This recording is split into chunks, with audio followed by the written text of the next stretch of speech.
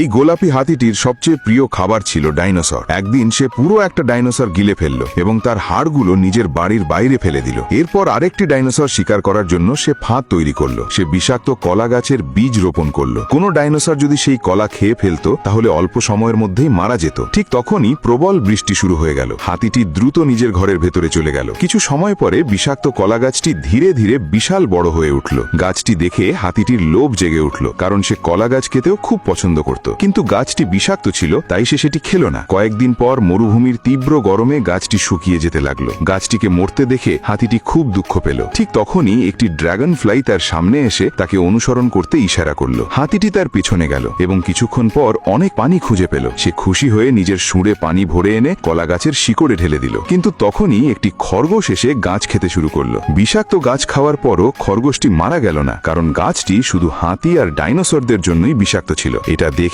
হাতিটি খুব রেগে গেল এবং খরগোশটিকে সেখান থেকে তাড়িয়ে দিল। কিছুক্ষণ পরে একটি ছোট পোকা এসে গাছের পাতা খেতে লাগলো। হাতিটি আবার রেগে গেল। সে সুঁড় দিয়ে পোকাটিকে ধরে অনেক দূরে ছুঁড়ে ফেলল। কয়েকদিন পর গাছটিতে অবশেষে অনেক বিষাক্ত কলা ধরল। তাদের গন্ধ চারদিকে ছড়িয়ে পড়ল। অল্প সময়ের মধ্যেই সেই কলার গন্ধ পেয়ে একটি বিশাল ডাইনোসর সেখানে এসে হাজির হলো।